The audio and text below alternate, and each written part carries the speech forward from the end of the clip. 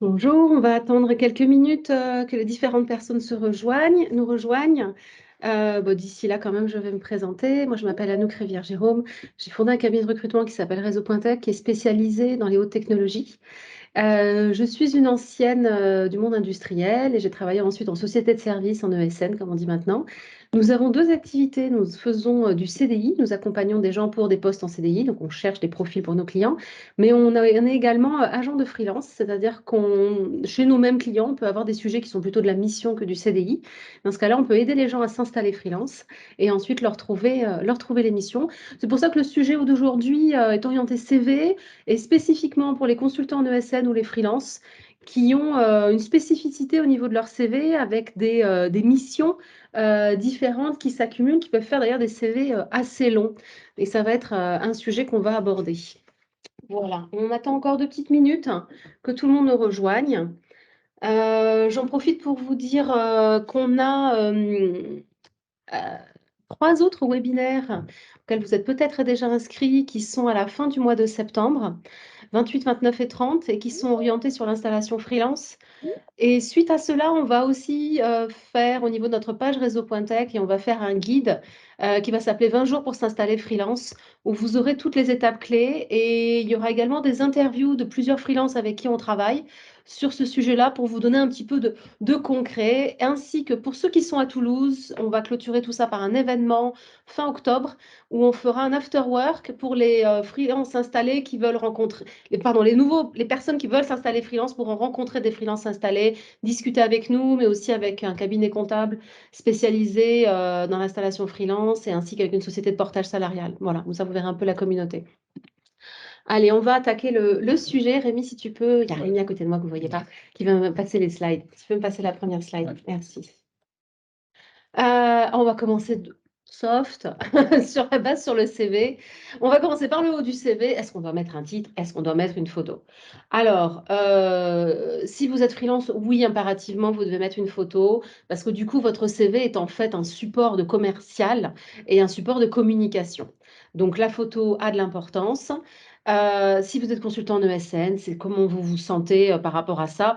De plus en plus, on a des photos sur le CV. Ça permet en fait à la personne de se projeter vis-à-vis du candidat.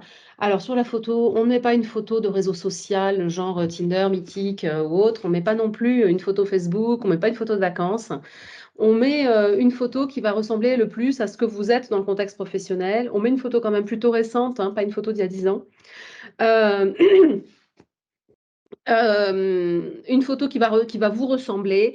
Si par exemple vous ne travaillez pas en costard-cravate, mettez pas une photo en costard-cravate, mettez plutôt une photo en bras de chemise qui est représentative de comment vous êtes au travail.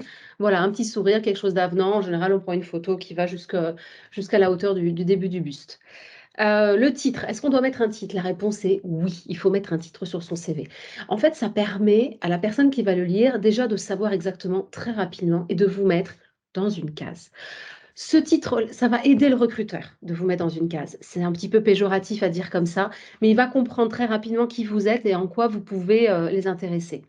Ce titre, attention, ce n'est pas forcément le titre du poste que vous occupez actuellement dans la société où vous êtes.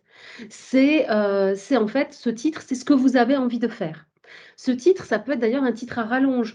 Dans ce titre, par exemple, vous pouvez mettre ingénieur si vous avez le titre d'ingénieur, ou alors vous pouvez mettre donc développeur embarqué, par exemple, et le secteur automobile. Vous pouvez mettre que vous êtes senior. Senior, ça permet de dire, c'est un peu la boîte fourre-tout qui permet de dire que vous avez de l'expérience et que vous n'êtes pas un profil junior. Et vous pouvez aussi, donc le secteur d'activité ou une spécificité, si par exemple vous êtes spécifiquement dans les objets connectés, dans l'IoT, si vous avez une compétence également en radiofréquence, quelque chose comme ça, vous rajoutez RF. Voilà, quelque chose qui va colorer très rapidement votre CV. Vous pouvez aussi mettre un titre, mettre plusieurs choses dans le titre. Si par exemple vous avez également l'envie de postuler à des postes de chef de projet, parce que c'est quelque chose que vous avez exercé ou qui vous intéresse, vous pouvez le rajouter. Il faut mettre ingénieur, développement logiciel embarqué et gestion de projet. Mettez peut-être pas le titre gestion de projet et gestion de projet. On voit exactement ce que vous avez comme corde à votre arc.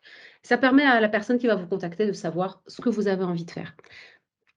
D'ailleurs, ce que vous avez envie de faire, ça va être la slide suivante que Rémi va nous mettre. La question suivante, c'est Ah, c'était les 2 pages? Non, c'est pas celle-ci.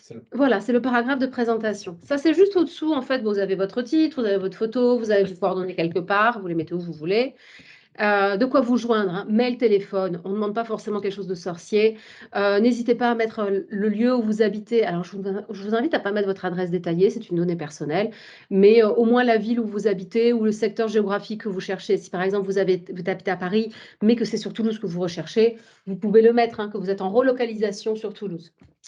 Alors, je parle de Toulouse parce que je suis à Toulouse. Est-ce utile un paragraphe de présentation? La réponse est oui. Ce paragraphe, ça va permettre encore une fois de projeter la personne en face de vous sur ce que vous êtes et ce que vous avez envie de faire. Ce paragraphe, il doit être unique. Il doit représenter vraiment ce que vous êtes. Ce que je veux dire, c'est qu'il ne faut pas utiliser des boîtes fourre-tout en disant que vous êtes agile, autonome, que vous recherchez un poste dans X ou Y, que vous saurez apporter tout votre savoir-faire à une entreprise, blablabla. Non, on est là pour savoir qui vous êtes, quelle est la différence que vous pouvez apporter par rapport à quelqu'un d'autre. Et dans la deuxième phrase, ce que vous avez envie de faire. Quelles sont vos aspirations? Parce que si quelqu'un vous contacte et que les aspirations matchent avec qui ils sont et l'entreprise qui est la leur, très rapidement, oups, je fais une bêtise, très rapidement, ils vont vous contacter. Je prends un exemple, j'ai eu un candidat, dans cette petite phrase d'accroche qui était en haut ou sur le côté, il avait mis qu'il était administrateur système et réseau et qu'il avait une passion personnelle pour l'espace et idéalement, il aimerait travailler dans le secteur spatial. Donc, l'administration système et réseau, on peut le faire dans tout le secteur d'activité. Ben, c'est tout bête, mais c'est le premier que j'ai contacté parce que c'était pour le secteur spatial. Il avait une motivation et un critère supplémentaire.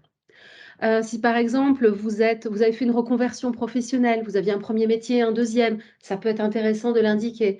Je prends l'exemple, j'ai vu une recruteuse, elle avait un passé dans le retail, c'est-à-dire dans la grande distribution. Donc, ça peut être intéressant pour elle si elle postule dans une boîte qui va adresser ce secteur de marché.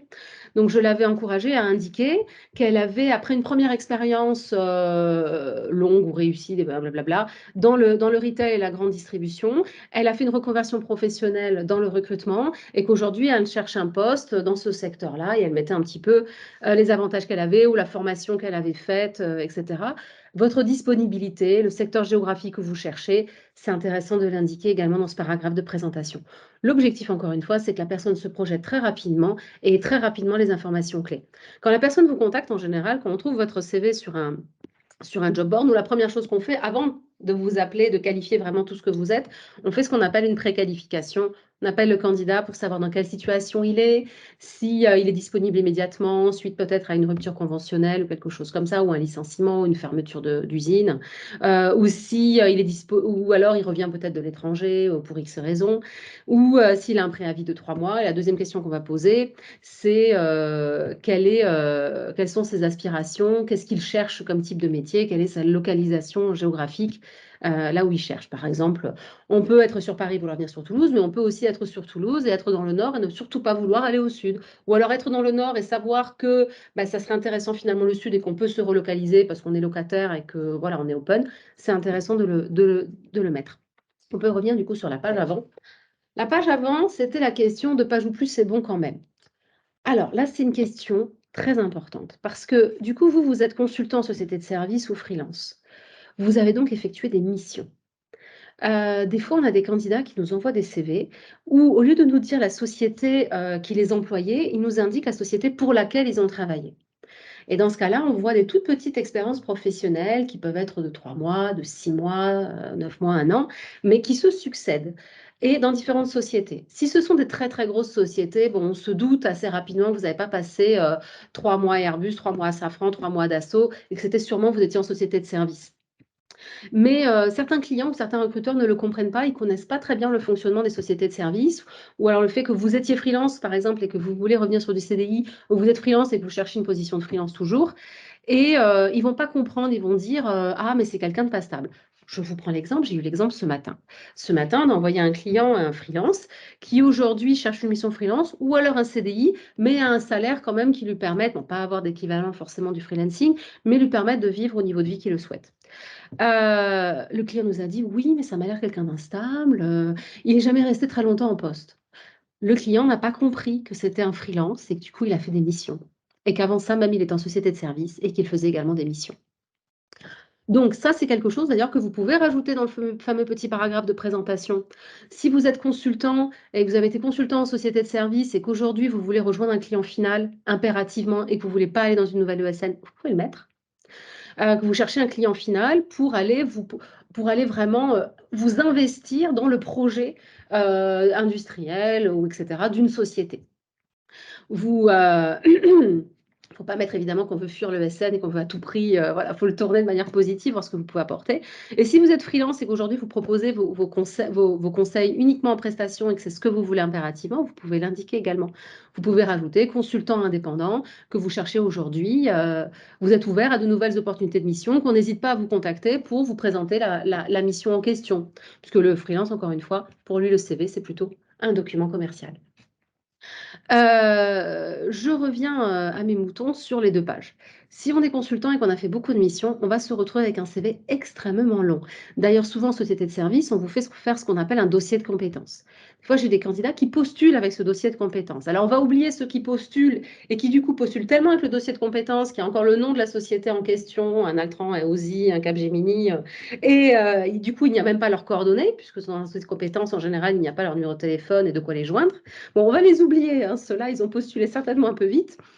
Mais d'autres nous envoient directement de cette compétence. Je prends un exemple vrai. Une société qui fait jamais appel à de la prestation de service, donc qui n'a pas l'habitude de ce monde du consulting. On leur envoie donc le CV du candidat qui était en fait un dossier de compétences avec les coordonnées. Ils ont été très surpris. Ils ont dit non, mais attendez, pourquoi le CV il fait 10 pages pourquoi on n'a pas une version beaucoup plus condensée pour se faire une idée? Pourquoi cette personne-là, il a fait des fois il a travaillé sur des sujets qui n'avaient rien à voir avec sa formation? On ne comprend pas. Ils ne comprenaient pas. Du coup, moi, ce que je vous invite à faire, c'est qu'il faut avoir 2 versions. Bien sûr, le dossier de compétences est intéressant et il va être intéressant quand vous allez interagir avec des personnes notamment techniques dans la société, vous allez postuler ou alors avec un technique pour une mission. Le dossier de compétences va permettre de montrer l'intégralité de vos compétences de manière très détaillée. On verra tout à l'heure comment on présente une expérience technique ou une mission. Et il faut avoir une version, un CV. Alors en anglais, un CV, ça s'appelle résumé. Eh ben, il y a une bonne raison, hein, parce que c'est effectivement un résumé de votre carrière. Je prends un exemple, un consultant, on va être sur 1 ou 2 pages. Si vous avez beaucoup d'expérience professionnelle, vous avez 15 ans d'expérience, 20 ans, on va tout à fait comprendre que vous n'arrivez pas à faire rentrer ça sur une page, quoique il y en a qui y arrivent. Donc on va aller sur 1 ou 2 pages, mais il faut que ça soit typé comme un CV et qu'on comprenne ce que vous avez fait. Et aussi, moi j'invite toujours à bien expliquer que vous étiez justement consultant. C'est-à-dire, si vous avez fait, par exemple, j'ai eu quelqu'un, il n'y avait que les missions, donc. Et je lui dis, bon, ben là, vous étiez dans quelle société? Là, il me dit, bon, il était à Capgemini, sur la suivante aussi. Ah, là, il est parti de Capgemini, il était dans une autre société de service. Pourquoi? Parce qu'en fait, j'ai voulu à tout prix aller sur une mission spécifique pour Airbus, etc. Et en fait, j'ai dû poser beaucoup de questions et j'ai eu du mal à comprendre le flow, en fait, de sa carrière, parce que ce sont 2 sujets. Quand vous êtes consultant en société de service, que vous postulez pour un CDI, votre interlocuteur, il va avoir envie de comprendre pour combien de temps vous êtes resté dans les sociétés. Si vous êtes quelqu'un qui va se projeter dans leur société, quelqu'un d'impliqué, il va vouloir aussi comprendre, euh, parce que des fois, en fait, vous avez fait des missions qui ne vous intéressaient pas forcément, parce que bah, vous étiez salarié d'Altran, et du coup, bah, de temps en temps, il y a des missions courtes qui ne sont pas très intéressantes, mais vous étiez en intermission, en intercontrat, vous ne pouviez pas trop non plus refuser. Ou alors vous avez voulu aider, vous avez fait une mission qui n'était pas dans votre scope habituel ou bien en dessous de vos compétences. Donc c'est intéressant qu'on comprenne cette situation. Donc moi je vous invite toujours à dire la société qui vous emploie. Et ensuite à l'intérieur de ce paragraphe, vous pouvez mettre le nom des sociétés où vous avez fait des missions. Et vous n'êtes pas obligé de lister, puisqu'on va être sur 2 pages, exhaustivement toutes les missions que vous avez faites. Il faut lister les missions les plus importantes, en tout cas celles qui correspondent à vos aspirations actuelles. Prenons un exemple, vous avez fait des missions, on va prendre mon métier technique, hein, moi je suis ingénieure en électronique de formation. Si vous avez fait des missions en développement logiciel embarqué en électronique, mais aussi quelques missions ponctuelles où il y avait un peu de conception hardware, mais ce n'est pas ce que vous avez envie de faire aujourd'hui, mettez que les grosses missions clés et importantes dans le développement logiciel embarqué. Par exemple, si vous avez fait des missions très longues, du coup, qui montrent que vous êtes allé sur un projet investi sur une longue durée, vous avez vraiment vu tout le cycle en V de A à Z, c'est intéressant de les mettre. Et si par contre, il y a des missions plus courtes, mais qui étaient sur des technologies différentes, un OS différent, un contexte technique différent, qui est vraiment intéressant et que c'est quelque chose aussi dans lequel vous aimeriez retravailler, mettez-la également. Vous n'êtes pas obligé d'être exhaustif sur toutes les missions. Voilà. Donc, vous pouvez mettre que vous étiez consultant dans la société X, que vous avez effectué diverses missions dans les sociétés machin, machin, et que vous mettez 2 missions importantes. Vous pouvez également joindre, si vous le souhaitez, en plus de quand vous avez postulé votre dossier de compétences, dans ce cas-là, vous rajoutez une petite phrase en disant voir dossier de compétences fourni en annexe, où là, ils ont le détail de toutes les missions et de toute votre carrière. Voilà. Donc, si aussi vous avez fait, prenons un exemple, une mission pour Capgemini et ensuite vous avez démissionné pour aller chez GFI et qu'en réalité c'était la même mission quasiment pour Airbus parce que l'appel d'offres il a changé, etc. Moi, je vous invite à mettre que vous avez travaillé 5 ans à Capgemini, 5 ans pardon, à Capgemini, qu'ensuite vous avez travaillé 3 ans à GFI pour que ce soit vraiment clair pour votre interlocuteur. Voilà. Votre interlocuteur, il s'attend à avoir un CV et pas un dossier de compétences. Le dossier de compétences, on va l'orienter pour les techniques, on va l'orienter pour l'entretien technique, on va le fournir en annexe, en précisant bien que c'est un dossier de compétences. Voilà. J'espère que je suis claire là-dessus. Si vous avez des questions, je ne l'ai pas dit, pardon, au début, parce que Rémi regarde, vous avez conversation en haut, vous pouvez commenter, vous pouvez rajouter des commentaires, vous pouvez poser également des questions et j'y répondrai. Et si vous n'êtes pas d'accord avec ce que je dis, vous pouvez aussi le dire. Si vous êtes freelance, là, ce qui va être vraiment intéressant sur ces 2 pages de CV ou cette page de CV, c'est de montrer votre offre de service et c'est de montrer les missions représentatives de ce que vous avez envie de faire aujourd'hui. Ou si, par exemple, c'était un CDI, mais que ça représente vraiment bien ce que vous avez envie de faire, il faut que ce soit des bons gros paragraphes. Sur un CV, c'est tout bête, mais aussi la taille du paragraphe va avoir un impact pour votre interlocuteur. Ce que je veux dire par là, c'est que si c'est quelque chose qui est très important pour vous, que c'est là où vous avez la plus forte expertise, bah, il faudrait quand même que ce soit le plus gros paragraphe. Je prends l'exemple, un candidat, il avait été sur des missions où il y avait plein de choses à dire, mais en réalité, ce qu'il avait envie de faire, c'était surtout la dernière mission qu'il avait faite. Et là, bon, bah, c'était quelque chose il y avait moins de choses à mettre en détaillé pour vraiment dire ce qu'il avait fait. C'était beaucoup plus simple à expliquer. Il y avait une ligne. Et du coup, quand on lisait son CV rapidement, on avait envie de le positionner sur les gros paragraphes en se disant que c'était là, il avait l'expertise. Pas du tout, c'était surtout la dernière chose et c'était surtout ça qu'il avait envie de faire. Donc le titre, le paragraphe de présentation, mais aussi l'allure du CV, le poids que vous mettez sur vos différentes expériences professionnelles, c'est ça qui va donner une idée à la personne en face de vous qui va lire votre CV, qui ne vous voit pas et qui n'a pas encore eu l'occasion de discuter avec vous, de savoir qui vous êtes, votre expertise, votre valeur ajoutée, ce que vous allez pouvoir leur apporter. Voilà. Quand on est freelance, dans le paragraphe de présentation, on peut mettre aussi ses contraintes ou sa flexibilité.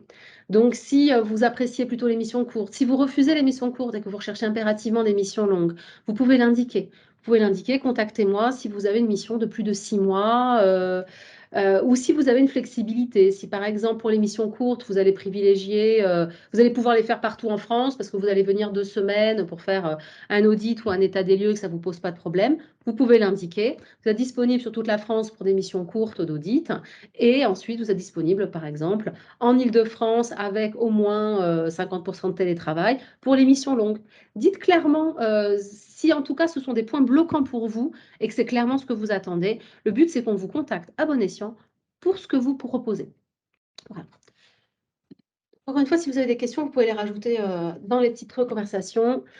Là, on arrive dans le cœur du sujet, comment bien présenter une expérience technique. Si vous êtes consultant en ESN, en général, vous le savez. Vous avez un atout sur bien des candidats parce que quand vous avez fait faire justement un dossier de compétences, on vous a obligé à utiliser une certaine trame. Et en général, c'est une très, très bonne façon de présenter une expérience technique. Je m'explique. En général, dans la trame, on vous dit pour quel était le client, pour quelle était la société où vous avez fait cette mission et quelle était la localisation géographique. Très bien. On vous demande aussi de préciser la durée. Parfait. On vous demande ensuite de préciser le projet sur lequel vous avez travaillé. Ça, c'est intéressant parce que, par exemple, vous avez fait un développement informatique Et c'était sur un projet dans un contexte industriel très fort, en lien avec, par exemple, de la robotique. C'est complètement différent que si vous avez fait un développement informatique pour une application embarquée sur un téléphone. On comprend aussi que si on fait des applis mobiles ou si on travaille plus dans l'industrie, on va être pas sur les mêmes rythmes, pas forcément non plus sur les mêmes façons de travailler ou sur la même exigence. Ça va permettre de colorer votre expérience, même si dans les faits, vous avez utilisé les mêmes technos, etc. Ensuite, on vous invite à mettre des bullet points. Et là, les bullet points, on va être très clair, hein, c'est les tâches que vous avez faites. Soyez bien précis là-dessus. On ne s'attribue pas les tâches de quelqu'un d'autre parce que là, vous allez être piégé en entretien, mais vraiment ce que vous avez fait. Et je vous invite toujours aussi à donner un petit peu une coloration. Exemple, on reprend l'exemple d'un développement informatique. Vous avez fait ce développement, vous étiez seul, en autonomie, également un petit peu en lien avec la partie hardware, donc vous aviez pris en charge. Vous faisiez aussi une partie de la gestion du projet, enfin, vous aviez des deadlines à respecter et vous vous êtes auto-organisé pour faire ça. C'est complètement différent que si vous avez fait un développement informatique et que vous étiez trois dans une équipe, dont deux à l'étranger, que vous avez dû collaborer avec vos deux collègues à l'étranger et vous répartir le travail. Complètement différent si vous étiez sur un plateau où vous étiez 50 personnes, avoir une activité très stricte. Par contre, vous aviez en parallèle la responsabilité d'un autre module sur lequel vous étiez peut-être un mini-lead. C'est ça qu'on va aller chercher. Et ben, vous pouvez me dire, dans des trois cas, vous auriez pu mettre développement informatique, développement logiciel, test, intégration, blablabla. Non, donnez ce contexte-là, ça va permettre encore une fois de colorer votre CV et aussi de vous différencier. Notamment si par exemple le client veut vous proposer, enfin, ou la société qui recrute veut vous proposer un poste qui va impliquer de travailler avec une équipe qui est à l'étranger, en micro-équipe. Il va se dire, ah ouais, mais il a déjà travaillé dans ce contexte-là, c'est super. Ensuite, on vous demande dans ces bullet points où vous dites vraiment ce que vous avez fait, oubliez rien. Très souvent, moi, je vois des candidats qui oublient par exemple de me dire qu'ils ont fait de la rédaction documentaire en anglais et des gros documents bien épais qui ont été validés avec très peu de corrections et qui ont été très bien faits et qui ne rechignent pas à faire ça. De même, j'ai des candidats, en creusant, je me rends compte qu'ils ont participé à des réponses à appel d'offres en plus de leur travail. Donc, c'est un travail d'explication, c'est un travail rédactionnel complètement différent de leur développement informatique habituel. C'est une corde de plus à leur arc, c'est une compétence de plus, et peut-être qu'ils peuvent faire la différence. C'est-à-dire, on peut les choisir en disant, ah ouais, mais il a déjà fait de la réponse à appel d'offres, on sait qu'on en a régulièrement, du coup, bah, il sera vite opérationnel, il saura ce que c'est super intéressant. Donc, ne négligez pas ce que vous avez fait. Bon, par contre, si ce sont des choses que vous n'avez plus envie de faire, que le paragraphe soit petit et ne les mettez pas en exergue. Un exemple, un candidat nous met qu'il a fait du développement Java et ensuite, il y a 3 lignes où il me dit qu'il a fait du scripting Python, qu'il a débugué, qu'il a fait aussi de l'algorithmie sous Python, etc. Il y a 4 fois le mot Python, une fois le mot Java. C'est tout bête, hein. Je lui contacte en lui disant, bah voilà, j'ai un sujet en Python, il y a principalement du Python, un peu de Java, je pense que c'est dans vos cordes. Et il me dit pas du tout, ah non, moi je suis un expert Python, je suis un expert Java, pardon. Le Python, j'en fais un peu, mais déjà, j'aime pas ça. C'est pas mon objectif d'en faire. Et j'en fais un tout petit peu, mais je ne suis pas super douée, de toute façon, ça ne me plaît pas. C'est bête, parce que tel qu'il a écrit, il a orienté le lecteur en disant 4 fois le mot Python, on se dit qu'il est plus fort en Python qu'en Java. C'est un biais, hein, c'est un biais qui va avoir le recruteur. C'est un biais aussi que vous pouvez lever en faisant relire votre CV à quelqu'un, évidemment. Quelqu'un qui n'est peut-être pas de votre métier, il lit en diagonale et qu'il vous dise qu'est-ce qu'il pense qu'est votre expertise et qu'est-ce qu'il pense qu'est votre offre aujourd'hui de service ou votre offre pour un poste en CDI. Ensuite, dessous, vous avez le fameux petit paragraphe environnement technique qui peut être structuré différemment. Dans un dossier de compétences, en général, on met les langages, on met les OS, l'environnement, voilà, si on est sur Linux, Windows. On peut mettre aussi les normes, etc. Sur un CV, si vous faites le CV de 2 pages maximum, vous allez être plus condensé. Vous pouvez juste mettre un truc marqué environnement technique, 2 points. Et là, vous nous faites la boîte à mots-clés et vous mettez tous les mots-clés. Pourquoi? Pour faciliter le travail du recruteur qui va lire. Encore une fois, les recruteurs, ce ne sont pas des techniques. Bon, contrairement à moi, je suis ingénieur de formation et je fais du recrutement, mais je ne suis pas la majorité des recruteurs. Donc, le recruteur, il va avoir besoin, lui, de trouver ses mots-clés pour pouvoir présenter votre CV à un manager technique et se dire, oui, c'est bon, j'ai le bon gars. De même, dans cet environnement technique, ne négligez pas si vous avez utilisé des outils de gestion de configuration, des outils de gestion des exigences, des outils transverses en fait que vous avez manipulés. Ça peut faire la différence. Vous pouvez aussi rajouter évidemment les normes. Si vous étiez dans un contexte contraint, que vous avez dû respecter une norme assez fortement, mettez-le également. Qu'est-ce qu'on peut avoir dans l'événement technique? Oui, si vous avez utilisé de la dockerisation, si vous avez fait des petites choses comme ça qui sont pour montrer aussi la variété de ce que vous avez touché. Je veux dire par là que des fois, j'ai des clients qui n'étaient pas techniques, donc c'était le premier filtre recruteur. Il me dit, ah non, ce candidat, au niveau de la stack logicielle qu'il a utilisée, elle n'est pas très large. Nous, on veut des gens qui ont fait plein de choses différentes, qui vont pouvoir du coup nous amener. Par exemple, il a utilisé certains outils, d'autres, etc. Et nous, on est en train de devoir choisir des outils.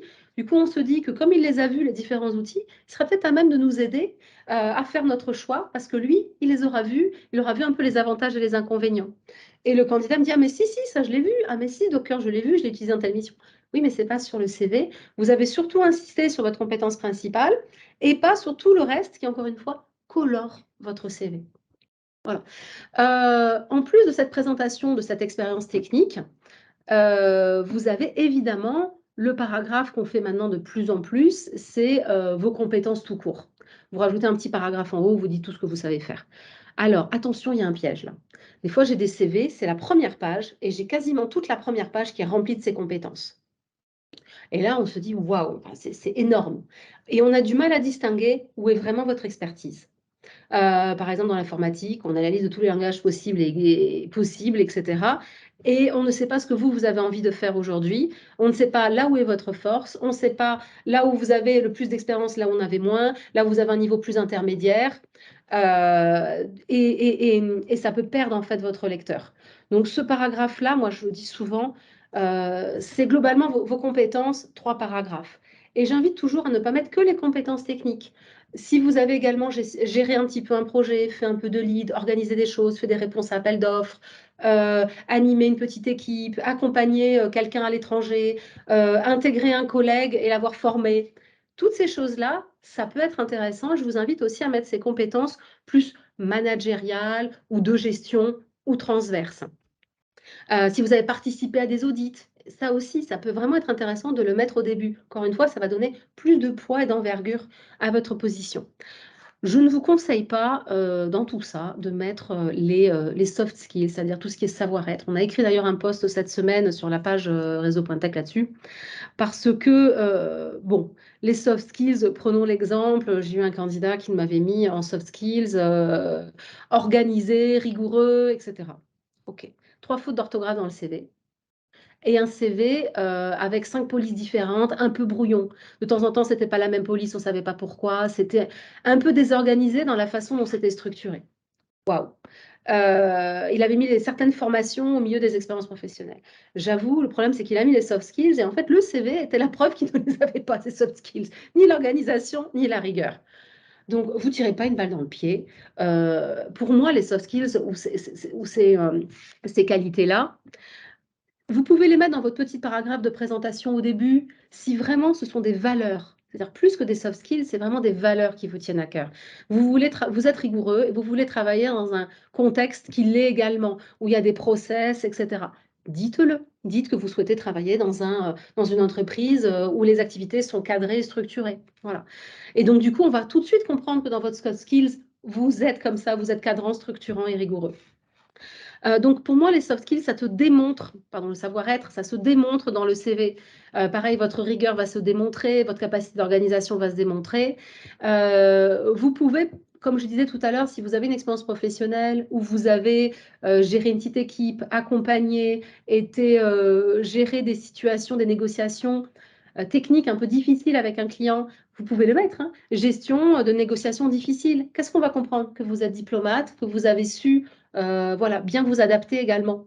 Très intéressant ça. Et en fait, vous avez démontré votre savoir-être plutôt que simplement l'avoir écrit. Ça a beaucoup plus de force. Voilà pour ce sujet. On n'a pas de questions, on n'a pas de questions. Next question. Ah, comment faire si j'ai des trous dans ma carrière? Typiquement, à prendre un exemple, si vous êtes consultant en ESN, vous avez peut-être eu une période d'intermission, notamment pendant la période du Covid. La mission s'arrête soudainement, pas d'autres missions proposées. Ah. Donc vous avez un trou. Vous pouvez aussi avoir un trou dans votre CV parce que vous étiez dans une société de service qui a mis un fin soudainement à votre mission parce qu'ils ont perdu la mission, ils ont perdu un référencement. Du coup, ils ont fait une rupture conventionnelle et ils vous ont mis au chômage. Et le temps que vous retrouviez, vous avez passé une période de chômage. Vous pouvez aussi avoir fait une formation. Ou alors, j'ai eu un exemple, un cas d'un candidat, il y avait un trou d'un peu plus d'un an dans son CV. En fait, il est allé passer un concours administratif qu'il n'a pas eu pour X raisons. Très bien, mais il a fait un boulot de dingue pour s'y préparer, pour se mettre dans des bonnes conditions. C'est intéressant. Ce que je veux dire, c'est qu'il n'y a pas de trou dans votre carrière. Alors pourquoi mettre des trous dans le CV? Le trou dans le CV, c'est la première inquiétude du recruteur. Les recruteurs qui n'ont pas l'habitude de ce ESN, il va dire, mais qu'est-ce qu'il a fait pendant cette période-là? Le nombre de fois où j'ai expliqué à des clients finaux, c'est un consultant en société de service, il s'est retrouvé sans mission pendant la période de Covid et il n'a pas trouvé, évidemment, les commerciaux n'ont pas trouvé de mission à ce moment-là. Le nombre de fois aussi où j'ai dû expliquer, il s'est retrouvé, pourquoi ce gars-là a été licencié de sa société. Mais attendez, il était en mission, la mission s'est arrêtée du jour au lendemain. Il y a des sociétés de services qui se sont retrouvées en difficulté et qui ont mis fin à pas mal de personnes et ils les ont licenciés. Il y a des gens qui ne vont pas avoir l'habitude de ce truc-là. Donc, vous l'expliquerez évidemment en entretien, mais faites en sorte de lever ça. Vous avez le droit de mettre que vous étiez dans une période d'intermission. Euh, un petit peu de café. Mais par contre, vous pouvez rajouter des choses par rapport à cette période d'intermission. Par exemple, vous pouvez avoir fait de la veille technique à titre personnel. Vous pouvez avoir passé des formations sur Open Classrooms. Vous pouvez avoir fait des choses transverses dans la société de service où vous étiez pour aller aider. Typiquement, moi j'étais dans une ESN et on avait pour les personnes en intermission une proposition, mais c'était libre à eux de participer ou pas, d'aller participer à des projets de R&D le temps de l'intermission, et si par contre, priorité évidemment à revenir sur une mission, mais ils sont venus faire des choses très intéressantes en fonction de leurs compétences. Il y en a qui sont venus faire de l'aspect, et même en fonction de ce qu'ils avaient envie de faire. Donc il y en a qui ne faisaient pas de l'aspect d'habitude, ils ont dit, oh, mais j'aimerais bien participer à ça, ils ont un niveau débutant, ils travaillent avec d'autres, et ils ont fait des choses intéressantes. Donc, mettez-le, montrez que vous avez mis cette période à profit. De même, si vous avez, pour des raisons personnelles, dû être aidant familial, accompagner quelqu'un de malade ou un enfant malade, ou alors choisi de prendre un congé paternité ou un congé maternité, congé parental, pardon, de longue durée, ben, vous pouvez l'indiquer parce que c'est un choix de vie, parce qu'ensuite, en plus, le recruteur peut comprendre que vous avez eu beaucoup de courage, parce qu'après un congé parental de 1 ou 2 ans, eh ben, c'est pas forcément facile de se remettre au travail dans un rythme différent, faut se réadapter au contexte et il voit ensuite que vous êtes très bien réadapté, restez plusieurs années dans une société. Ça lui clarifie tout ça. Voilà. Et si vous avez été au chômage, bah, vous avez le droit de mettre que vous avez été en recherche d'emploi. Et je vous invite toujours à dire un petit peu des choses que vous avez faites, notamment, encore une fois, veille technique, auto-formation, open classrooms ou autres trucs de learning en ligne. Racontez ça. Si vous avez participé aussi, j'en sais rien, à des réseaux professionnels. Des fois, même, j'ai des gens qui étaient au chômage et en réalité, ils ont aidé à titre bénévole une petite société, une petite start-up à faire un petit quelque chose avec leurs compétences. Voilà, mettez tout ça, il n'y a pas de trou dans votre carrière. Il faut les assumer, ces trous. Et si vous avez été licencié, vous avez été au chômage pendant 1 an et que ça a été galère de retrouver, eh ben, il va falloir l'assumer. De toute façon, en entretien, vous aurez la question. Vous vous préparez à une réponse simple.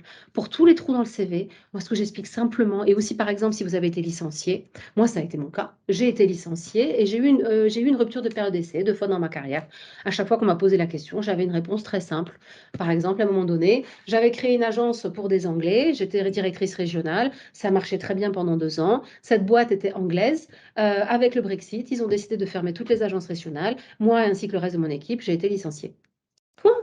Vous préparez votre phrase, vous la prenez par cœur, vous la sortez. Le but, c'est de sortir de tout ce qui est pathos, tout ce qui est émotionnel, de peut-être la frustration. Évidemment que j'ai été frustrée quand j'ai été licenciée et que tout ce que j'avais construit a été mis à plat. Mais on ne va pas rester là-dessus. Le recruteur, tout ce qu'il veut savoir, c'est comment ça s'est passé, pourquoi ça s'est passé. Est-ce qu'on a un autre sujet? On arrive à la fin. Alors, on arrive à la fin, mais j'ai une question D'accord. justement Ah, une question. qui nous demande si on a un exemple de CV sous la main qui reprendrait tous ces concepts. D'accord. Alors, j'ai 2 choses à vous donner comme conseil. Moi, souvent, je vais sur le site, alors j'y vais plus trop récemment, mais il y a un site qui s'appelle Do You Buzz. DOYOUBUZZ. Ce qui est intéressant, c'est qu'il vous pose des questions et ensuite, il vous pond votre CV. Donc, en fait, ce que je vous disais, par exemple, sur l'environnement technique, sur la façon de structurer l'expérience, il vous guide là-dedans avec des questions simples. Vous n'êtes pas obligé de remplir tous les champs, mais en fait, il vous met tous les champs et du coup, au fur et à mesure, sans vous en rendre compte, vous faites votre CV. Le seul inconvénient, c'est que bon, le nombre de templates est un peu limité en version gratuite. C'est payant si on veut plus de templates. Après aussi, ce qui vous sort, c'est un PDF pas éditable. Bon, après, on sait tous qu'on peut éditer un PDF avec des outils en ligne, hein. Donc, on peut faire ça. Une autre technique, c'est que vous avez Canva. Alors, on a fait un post cette semaine. Ouais, oui, on a fait un post cette semaine sur Canva aussi sur le site de réseau, sur la page LinkedIn de réseau.tech. Canva, c'est un outil graphique. On a d'ailleurs fait ces slides-là avec Canva. On n'a même pas fait avec PowerPoint. C'est un outil graphique. On met du contenu. Les gens s'en servent beaucoup pour faire des visuels, pour de la publicité, ou pour Facebook, ou pour Instagram, ou pour LinkedIn. Mais en fait, vous pouvez faire votre CV. Donc, par exemple, ma fille, pour son CV à 17 ans, voilà, pour trouver un stage, elle l'a fait sous Canva. Et en fait, ce que j'ai trouvé intéressant, c'est qu'en fait, vous avez des templates et que ces templates vous guident exactement dans les questions que je vous ai dites. Ils vous demandent quel est le titre, ils vous mettent un encart pour le titre, ils vous mettent un encart pour votre photo, ils vous mettent un petit encart pour mettre le fameux petit paragraphe de présentation, etc., mettre vos loisirs, etc. Et en fait, ça va vous guider là-dedans. Voilà. Donc, après, un dernier petit conseil, ne faites pas un CV, mais faites des CV. Ce que je veux dire, c'est que vous avez peut-être des envies différentes. Vous avez peut-être des envies d'être plutôt, de faire de la gestion de projet ou alors faire du dev, vous ne savez pas. Donc déjà, vous pouvez en faire plusieurs. Dans ce cas-là, ce n'est pas forcément les mêmes expériences ou même les mêmes choses que vous allez mettre en avant. Pour moi, faire un CV sur, vous avez fait de la gestion de projet et vous avez fait par exemple du développement, c'est pas juste le titre qui doit changer, c'est même le contenu, c'est ce que vous allez mettre en avant dans vos expériences qui va changer. Aussi, on n'en a pas parlé là, il y a tout ce qui est les loisirs ou les centres d'intérêt. Alors moi, je préfère le mot centre d'intérêt à loisirs, parce que c'est pas forcément intéressant pour le recruteur de savoir ce que vous faites en dehors de votre travail, hein, vie privée, vie perso, vous avez une vie personnelle qui est riche et c'est une bonne chose, mais c'est de parler de vos centres d'intérêt. Typiquement, les centres d'intérêt, ça peut être aussi même des sujets techniques. Je prends un exemple, j'avais un gars qui faisait du développement, mais qui participait à des hackathons. Donc du hacking, hein, c'est du piratage, mais gentil, c'est-à-dire on essaye de tester des fiabilités de système. Il lisait beaucoup de documentation autour de ça, autour des fragilités des systèmes informatiques, etc. Il n'avait aucune expérience dans ce domaine professionnel, mais il en faisait beaucoup de recherches, beaucoup de travail là-dessus. Il avait fini, je ne sais pas combien, hackathons. Super intéressant de le mettre dans les centres d'intérêt. Réfléchissez toujours à la pertinence du centre d'intérêt. Un autre exemple, j'avais un candidat, gros trou dans le CV, petit, hein, et centre d'intérêt, il n'avait rien mis. Je discute avec lui, je me rends compte que ce gars-là, il a été rugbyman. Alors, je me souviens plus, excusez-moi, si c'était semi-pro, pro, bref. Il était rugbyman et il a été rémunéré en bonne partie pour ce qu'il faisait. Et en fait, c'était ça, les trous dans le CV. Waouh! En fait, on a quelqu'un qui était un sportif quand même de haut niveau, qui s'est impliqué énormément, qui avait également ça montre de très très belles valeurs également, le rugby, hein, je ne vais pas vous les citer, le travail d'équipe, etc. Et il avait une casquette de commercial. Moi, je lui ai dit de mettre ça en avant. Pourquoi? Parce qu'aussi, très souvent, dans les métiers technico-commercial ou commercial, on aime beaucoup les sportifs de haut niveau, parce qu'ils ont le sens de la compétition, ils ont le sens du dépassement de soi. Ce sont des valeurs, des savoir-être qui est recherché dans ce métier. Donc, vous voyez déjà, trou dans le CV, ce n'était pas mon plan, et il ne l'avait pas mis. Alors, c'était hyper intéressant. Bon, par contre, si vous avez fait de la danse quand vous étiez en quatrième ou des choses comme ça n'a pas beaucoup de valeur ajoutée. Moi, ce que je veux dire pour les centres d'intérêt, si vous me mettez moto, lecture, musique, waouh. Et je me souviens une fois d'un candidat, moto, je pose des questions du coup. Ça permet de discuter de manière un peu plus informelle. Et en fait, ce gars-là, il organisait aussi des compétitions de moto, des petites compétitions de cross ou de je ne sais plus quoi pour des enfants, là, pour des jeunes. Implication, vie associative. On a quelqu'un de fiable et aussi s'impliquer dans une vie associative, ça montre des capacités d'organisation, peut-être de gestion financière, peut-être de communication, de création de partenariats. C'était super intéressant plutôt que de me mettre moto. Ok, il aime la moto, mais en plus, il a fait tout ça. Un autre candidat, j'avais été très étonnée. Alors lui, il l'avait mis, j'avais trouvé que c'était une excellente idée. Il avait créé une association de riverains, de ses voisins. Parce qu'en fait, ils habitaient une impasse et il y avait un grand terrain vide et il y avait un immeuble qui allait se construire. Et donc évidemment, ils allaient avoir énormément de passages dans cette petite impasse, certainement la route allait abîmer, etc. Il a mutualisé, il a discuté avec ses voisins, il a créé l'association, géré l'association, déclaré l'association pour aller négocier avec le promoteur immobilier.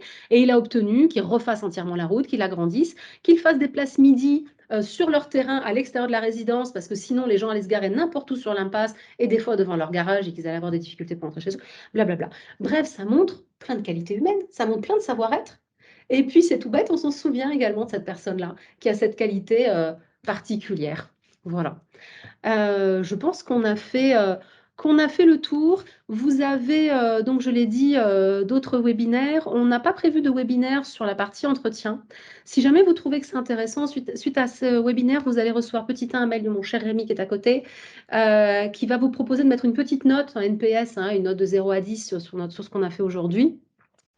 Vous avez aussi un petit paragraphe pour dire ce qu'on pourrait améliorer. Si vous pensez que des webinaires sont intéressants par rapport à comment se déroule un entretien de recrutement, on peut peut-être faire même des choses autour de comment ça se passe avec un recruteur, comment ça se passe avec un manager technique, c'est un petit peu différent. Pareil, un entretien pour une mission en tant que freelance, ça se passe différemment.